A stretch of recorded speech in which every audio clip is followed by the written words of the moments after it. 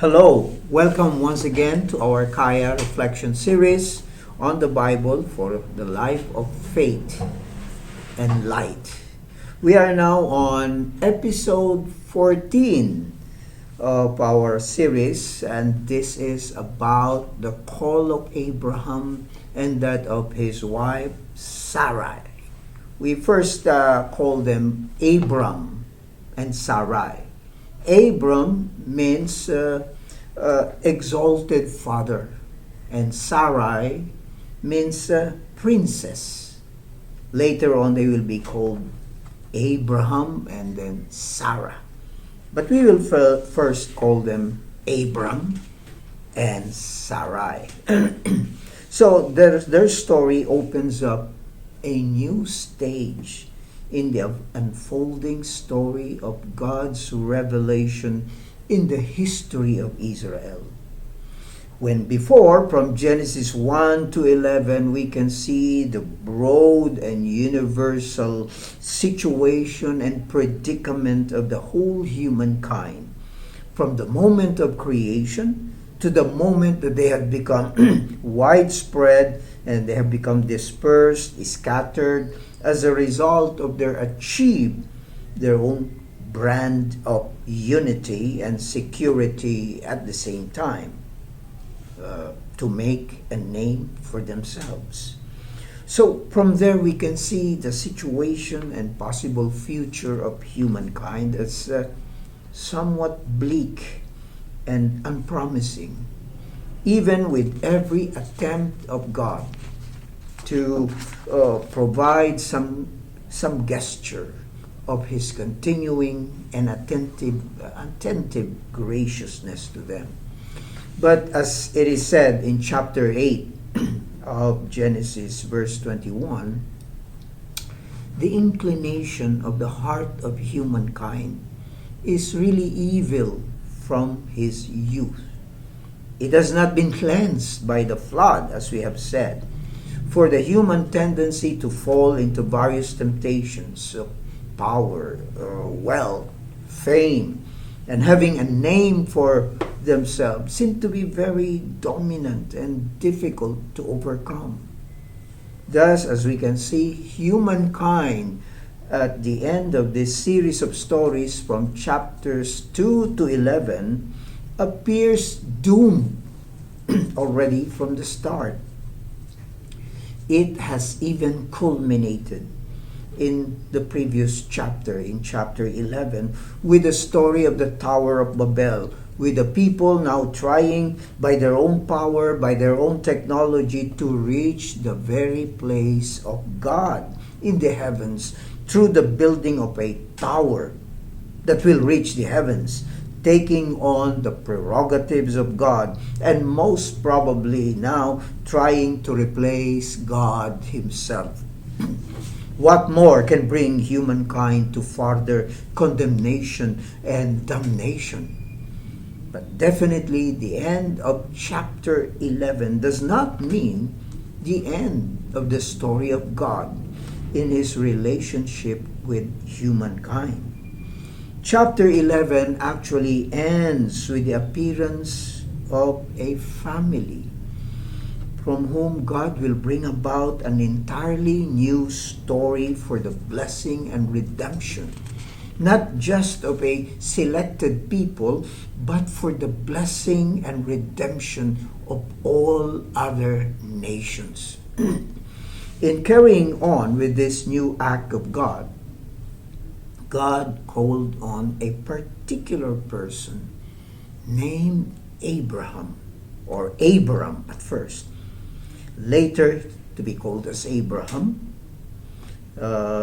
whose meaning is father of a multitude. He is called to be God's primary and pioneering instrument for the realization of this new divine plan for humankind. With the story of Abram, we also begin a new stage in the unfolding story of God's revelation in the life and history of Israel. With Abram or Abraham, We are now starting the stage of the period of the patriarchs and matriarchs of Israel, or the period of the great ancestors of this community. And so we call this guy Abram, as first narrated in our story. And he comes from a family originally settled in the ancient city of Ur, which and so we call this guy Abraham first, as narrated in this story. He comes from a family originally settled in the ancient city of Ur, which was once a flourishing city located about 10 miles near the riverbed of the Euphrates River, which then flows out into the Persian Gulf. It was a major city in the ancient kingdom of Sumeria, in the southern portion of the Mesopotamian plain, which is now southern Iraq. It is quite a distance from this city of Ur to the land of Canaan. If we consider Abraham with his father Terah traveling first to the city of Haran in Syria, which is north of Canaan, he and his entourage would have traveled 641 miles. From Haran, Abram entered the land of Canaan through Shechem by walking 550 miles. Oh, that's another very, very far distance. We know that he would later on even proceed farther to Egypt, which is farther south, as narrated in Genesis chapter 12. This is just to show what an enormous challenge, physically, spiritually, emotionally, and logistically, his journey from Ur to Haran and then to Canaan would require.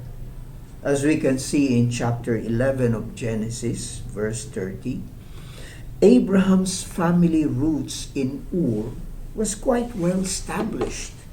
His father Terah was recognized as the one bearing the genealogical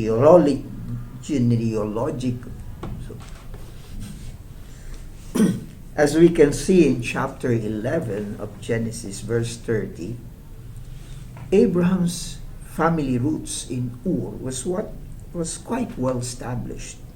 His father was recognized as the one who descended right from the lineage that would connect them all the way to Adam through Noah's first son, Shem, father of the Semitic peoples. It could have been that the new humanity after the flood could have started right there in the area of southern Mesopotamia, or right in the city of Ur, being quite a distinct economic and political center in the old Sumerian Empire then.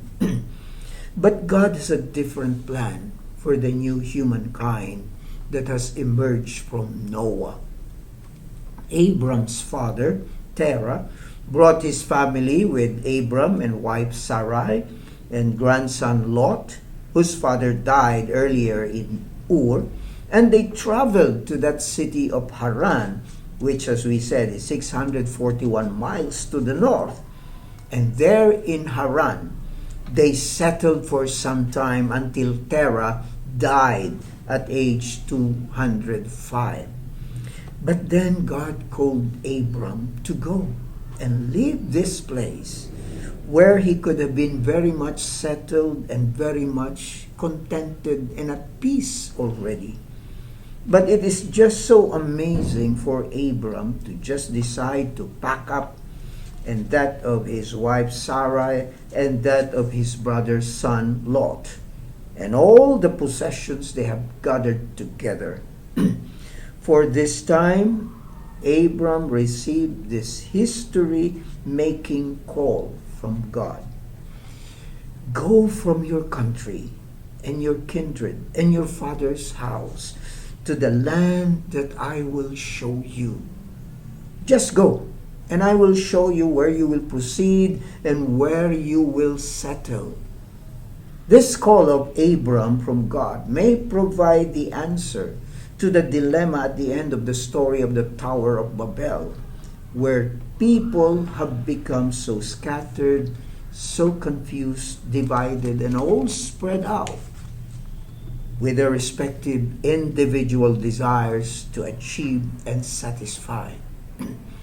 It seems the story of Babel ended in a note of confusion and condemnation by God. People were seemingly, condemned or cursed to eternal confusion and division because of their earlier ambition to achieve their security on their own terms and to make a name for themselves separate from God. But not for long. God called Abram in order to reverse the curse of condemnation placed on humanity. God called Abram and told him to go to that land that God will show him. And there in that land, God will make of him a great nation. He will be the father of a great nation, and God will bless him and make his name great. Note that the people in the Tower of Babel story would want to make a name for themselves that will make them great. On the other hand, it is God himself who will make a name for the people who will emerge from Abram. They do not have to strive for such greatness of their name. It is God who will grant it to them as a gift. And then two things were mentioned by God. First, God will bless him, Abram, and the nation that will emerge from him. And with the greatness of his name that will be provided by God, he will then be a blessing. The ultimate purpose of God in calling Abram to be the father of a great nation is to become a blessing, so that all the other families of the earth shall be blessed. So the calling of Abram, and consequently the calling of Israel as a nation that descended from Abram, has a distinct and missionary purpose. That is for Israel to become an instrument by which other nations, the families of the earth, the so-called Gentiles, can also be blessed by God. Right at the very beginning of Israel's history, God has already expressed a very special concern for nations other than Israel. God cares not just for Israel, but for all other nations and peoples. And Abram is to play a very vital role in the birth of a nation that will be a crucial instrument of God in the remaking and rewriting of history. This nation, Israel, will be born and receive a new future bestowed solely by God as a gift of grace. It is the gift of being called, not a privilege to brag about. It is a task being bestowed, not an award that will place them on a pedestal. In you all the families of the earth shall be blessed. The call of Abraham and eventually the call of Israel has this worldwide implication on the destiny and future of all other nations, all the families of the earth, because God cares for them all. Through Israel, all the other families of the earth, all the other nations are to receive blessing from the Lord, certainly not a curse. This is God's answer to the confusion and chaotic division of peoples at the end of the Tower of Babel story. With Israel, nations are to experience the blessings of peace, harmony, unity, and most of all, a living and life-enhancing encounter with the Creator God, as reflected in the life and witness of Israel. That is, how Israel is to be to the other nations. A real blessing through whom peoples are to experience God's loving and life-upholding and peace-affirming presence. Abram's life is a life of destiny with heavy implications for the rest of the history of Israel. Indeed, he will be the father of a great nation.